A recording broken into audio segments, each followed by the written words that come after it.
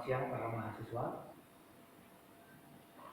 Untuk materi mata kuliah teori bilangan di minggu kedua ini, saya akan melanjutkan materi. Setelah minggu lalu kita mempelajari mengenai bilangan prima, kali ini saya akan meneruskan ke materi FPB, faktor persekutuan terbesar, atau dalam bahasa Inggris disebut dengan Greatest Common Divisor atau GCD.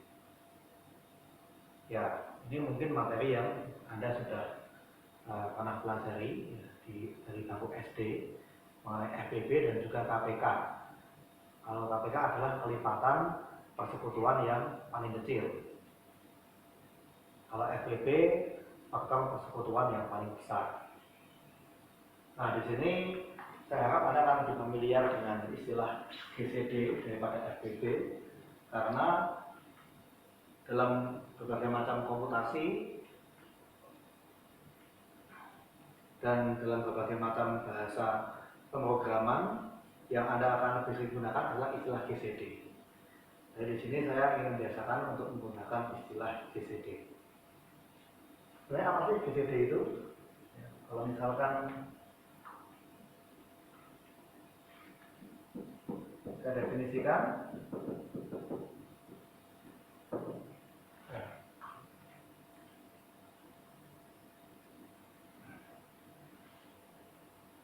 ya misalnya diberikan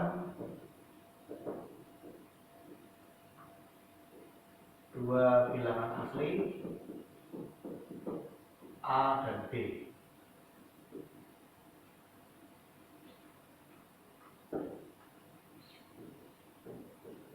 GCD dari A dan B itu adalah bilangan asli yang paling besar yang habis membagi A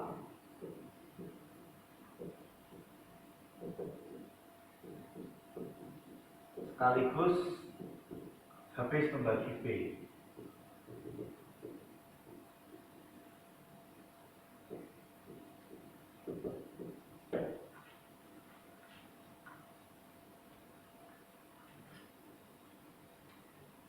Ya, di sini faktor persekutuan.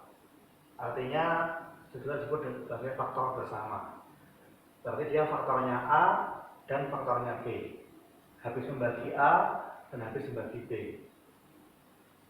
Dan dia yang paling besar.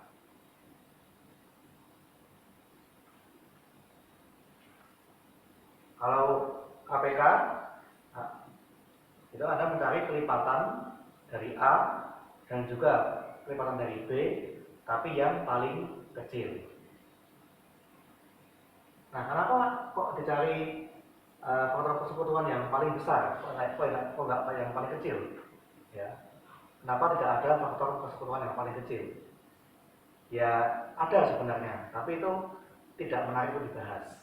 Karena faktor persekutuan yang paling kecil itu adalah 1. 1 pasti habis membagi bilangan asli berapapun. Jadi kalau ditanya apa faktor persekutuan yang paling kecil, 1 jawabannya. Dan kenapa tidak ada kelipatan persekutuan yang paling besar? Karena yaitu adalah tak hingga. Ya. Karena kan ada mau dikalikan berapapun ya bisa tak hingga banyaknya gitu ya. Sehingga kelipatan persekutuan yang paling besar itu pasti ya tak hingga. Sehingga kalau kelipatan kita mencari yang paling kecil. Kalau faktor kita mencari yang paling besar. Begitu ya. Oke. Ya mungkin hal yang simpel ya, misalkan untuk contoh gitu ya. Misalkan GCD dari 8 dan 12 gitu ya. Ya, ini cukup jelas bahwa GCD adalah 4 ya. Karena 4 habis membagi 8 dan juga habis membagi 12. Dan semua bilangan yang lebih dari 4 ya pasti hanya akan habis membagi salah satu ya. Seperti 6 kan habis membagi 12, tapi 6 tidak habis membagi 8. Ini cukup jelas, 4 jawabannya.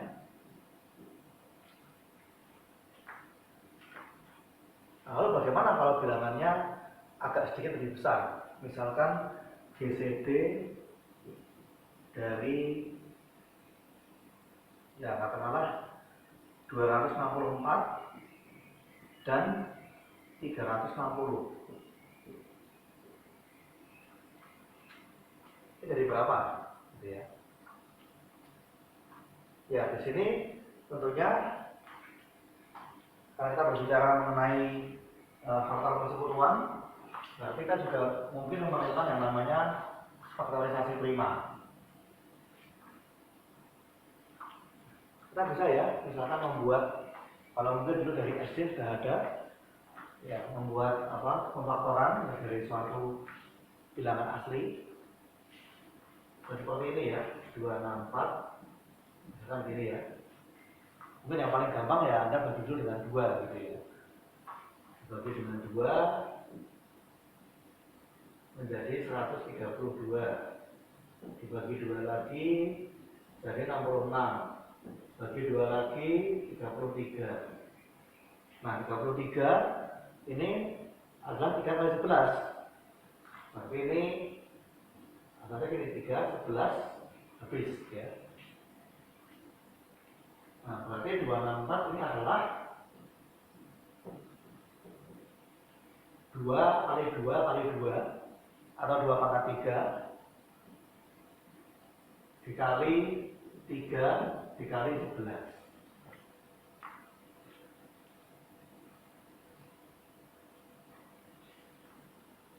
Nah, kemudian kalau 360 ini kalau kita bagi jadi gimana ini? Dibagi 2 180. Bagi 2 lagi 90. Bagi 2 lagi 45. Ini udah ganjil. Ya, ini udah ganjil.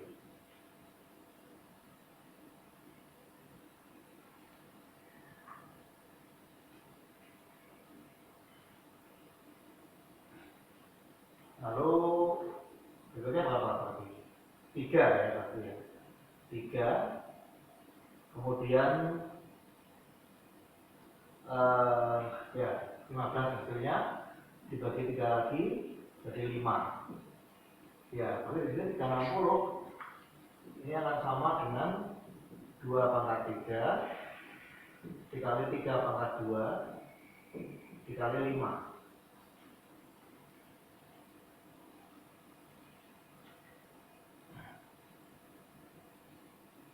Nah, lalu kalau kita mau mencari SPB-nya, nah itu berarti kan ya nama juga faktor persekutuan ya, faktor bersama. Berarti Anda harus mencari angka-angka yang muncul dalam faktornya 264 atau 360. Dan di sini berarti ada 2 dan 3, ya kan? Ini berarti adalah 2 dan 3. Nah, di sini untuk yang 2 sama-sama ada 2 pangkat 3 ya sebagai faktornya. Berarti saya bisa mengatakan 2 pangkat 3 ini pasti merupakan ya bagian dari GCD-nya ya. 2 pangkat 3. Lalu yang 3 264 ini habis dibagi 3. 360 habis dibagi 3 pangkat 2. Mana yang harus dipilih? Tentunya yang lebih kecil ya. Kita memilih pangkat yang lebih kecil karena 3 harus bagi 9 tapi 9 harus bagi 3. Jadi kita harus memilih yang sama-sama habis membagi yaitu yang lebih kecil 3.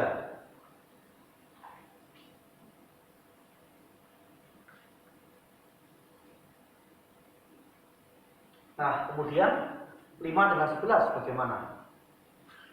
Ini nggak masuk ya, karena 5 dia hanya membagi 360, tapi tidak habis membagi 264. Dan 11 sebaliknya, habis membagi 264, tapi tidak habis membagi 360. Berarti di sini 5 sama 11 bukan merupakan faktor persekutuan, karena hanya membagi salah satu. Berarti ini menjadi berapa? 8 kali 3, 24.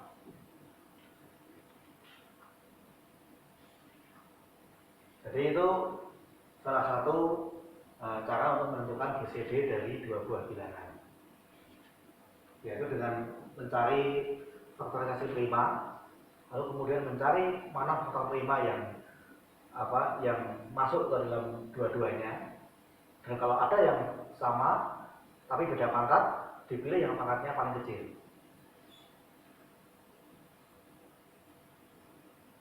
Nah, oke. Tapi bagaimana seandainya ini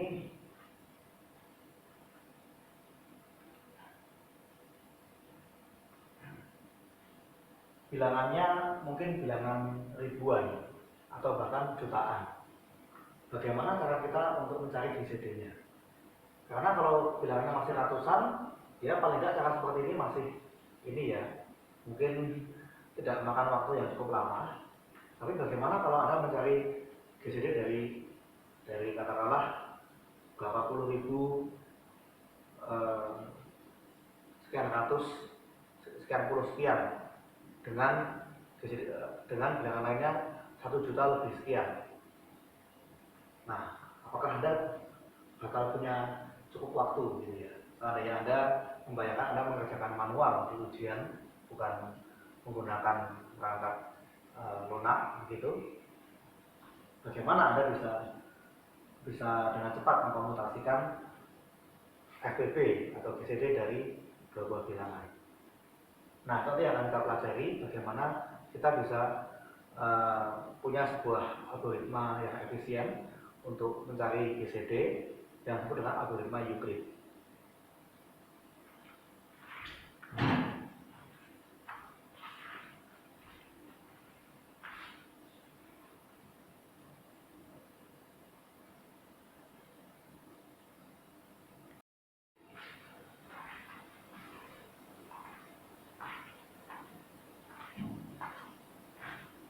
Oke, baik.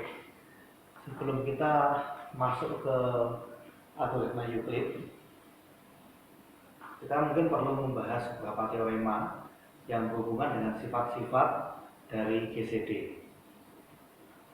Tentunya di sini ya kita mula-mula juga nanti ingin memanfaatkan yang namanya algoritma pembagian, gitu ya. Jadi yang disebut dengan ya teorema algoritma pembagian, gitu ya.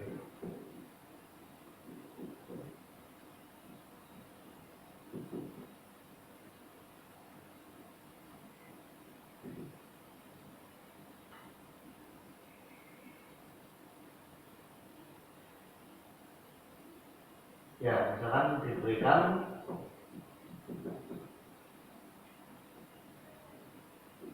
dua bilangan asli A dan B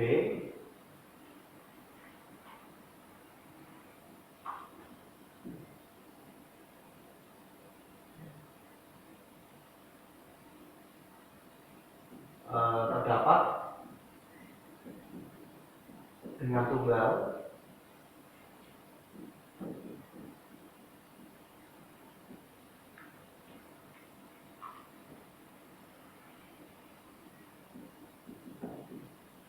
bilangan-bilangan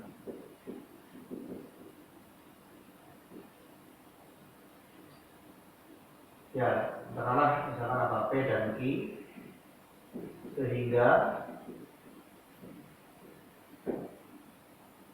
A sama dengan B dikali P tambah Q.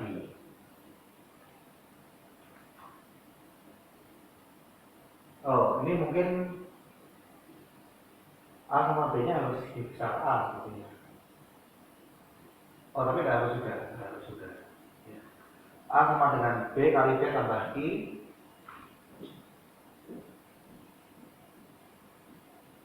dengan Q lebih dari sama dengan 0, tapi lebih kecil sama dengan B-1. Ya, ini yang Anda nanti akan pahami sebagai modulo atau sisa pembagian. Jadi di sini A dibagi dengan B, hasil pembagiannya adalah P, dan sisanya adalah Q. Ya, misalkan Anda Katakanlah ya, kalau mungkin kalau cerita, misalkan seorang ibu membagi katakanlah 11 buah kue kepada anaknya ada 3, berarti kan masing-masing anak akan dapat 3 dan akan bersisa 2 kalau mau dibagi dengan adil gitu ya. Ya memang bisa saja dengan hasilnya pecahan ya, mungkin 2/3 kue gitu ya. Tapi dalam pembagian bulat ya kita belum berbicara mengenai pecahan. Berarti kita bisa mengatakan masing-masing akan mendapatkan kue yang utuh sebanyak 3 dan sisanya adalah 2. Ya, jadi di sini P ini disebut dengan hasil pembagian gitu ya. Sedangkan Q itu adalah sisa pembagian.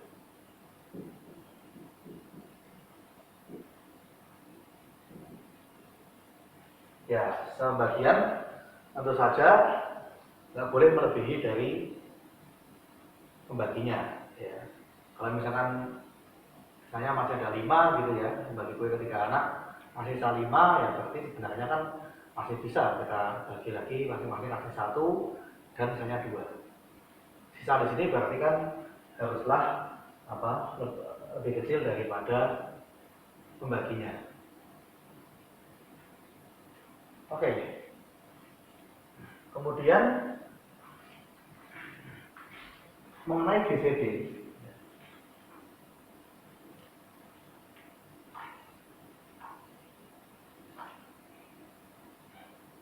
Ada ya sebuah sifat seperti ini yang mungkin bisa disebut sebagai sebuah teorema.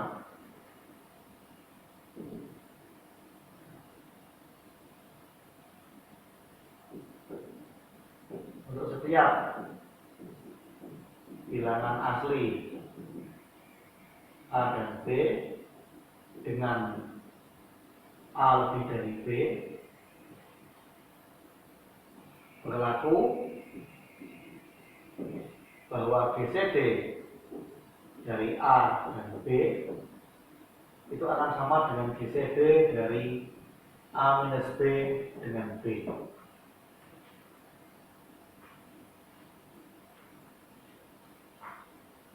Ya, jadi kalau misalkan A dibagi dengan B, kalau dicari GCD dengan B, hasilnya akan sama dengan GCD dari A dan B. Nah, setelah ini kita akan melihat bagaimana buktinya.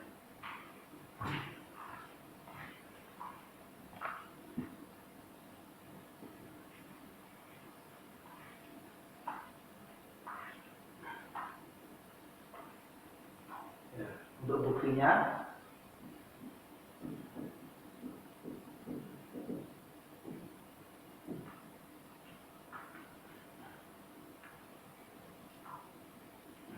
nah mungkin supaya kita nggak perlu menuliskan terlalu panjang, kita simbolkan saja GCD A dan B sebagai M, lalu GCD A min B dengan B sebagai M.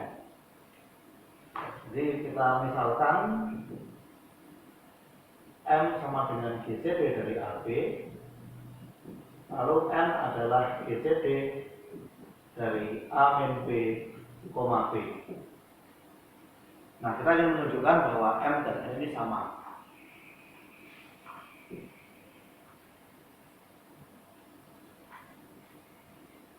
Ya, oke, mula-mula ya ini ya, karena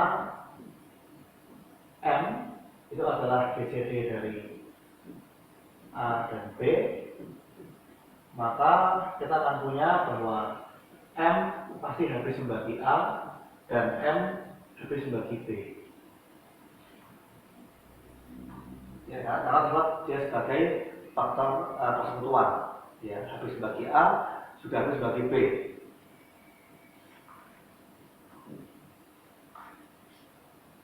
Ya, sehingga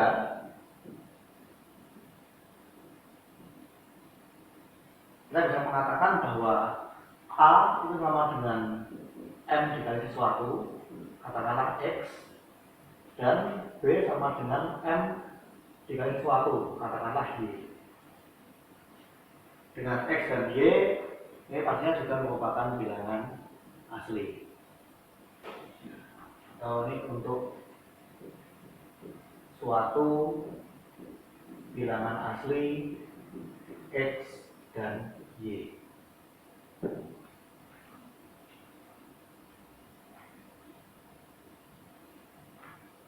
Nah, akibatnya apa terjadi kalau kita ingin menghitung A min B? Akibatnya A min B akan sama dengan MX dikurangi MY sama dengan M dikali X min Y.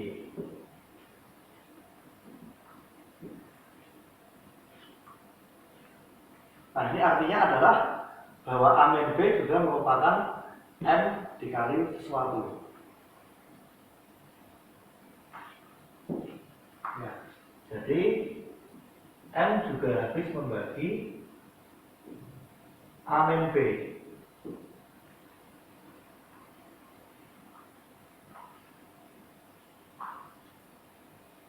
Nah, berarti apa? M ini harus membagi A min B, dan sebelumnya juga diketahui dia habis membagi B.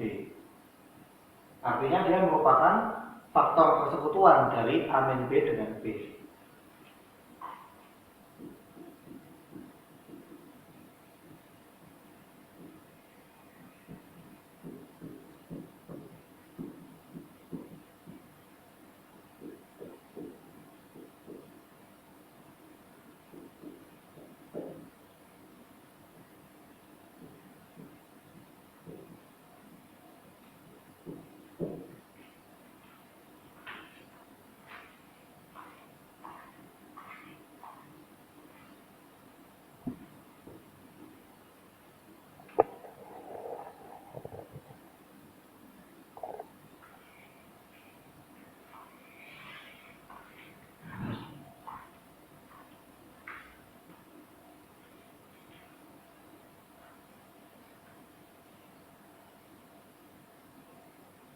Oke, ya. Jadi di sini kita mendapatkan bahwa M adalah faktor persekutuan dari A min B dan B. Nah, sedangkan N adalah GCD dari A min B dan B. M ini kita baru tahu bahwa dia adalah suatu faktor persekutuan. Tapi kita belum tahu apakah dia yang paling besar atau tidak. Nah, sedangkan yang N ini kan faktor persekutuan yang paling besar antara A min B dengan B. Berarti dari sini kita bisa menyimpulkan bahwa ya karena N sama dengan GCD dari A min B, B,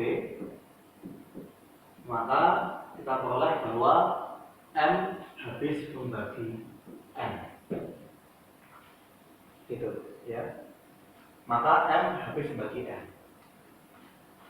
Bukan hanya lebih kecil, tapi juga habis membagi. Karena kan pasti M itu kalau difaktorisasi prima, pasti kan isinya juga faktor prima dari A min B dan B. Sedangkan N juga pasti komposisinya adalah faktor prima dari A min B dan B. Cuma N yang paling besar, berarti pasti pangkatnya akan yang paling besar. Sehingga pasti M habis membagi N. Nah, lalu dengan cara yang sama, gitu ya.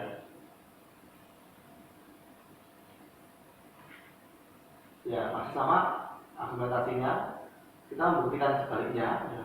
Karena N sama dengan GCD dari A min B dan B, maka N habis membagi A min B dan N habis membagi B. Sehingga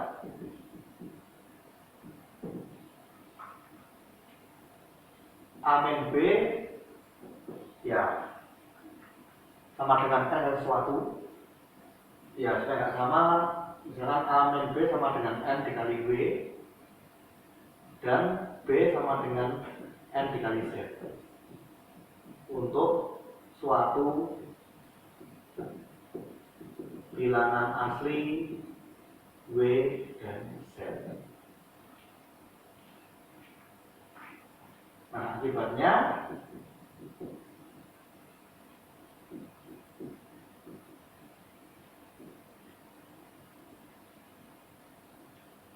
A sama dengan A min B ditambah B sama dengan NW ditambah NZ sama dengan N dikali W tambah Z.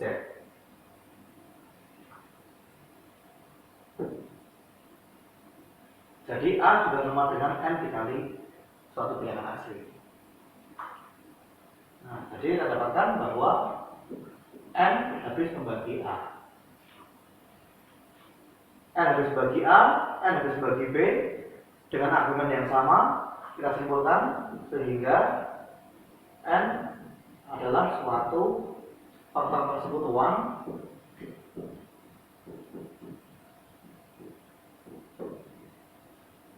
dari A dan B. Ya, habis bagi A, habis bagi B. Berarti merupakan faktor persekutuan. Tapi bukan berarti dia yang paling besar. Jadi kita cuma bisa menyimpulkan bahwa kalau dari bagian ini, karena M adalah GCD dari A dan B, maka N habis membagi M.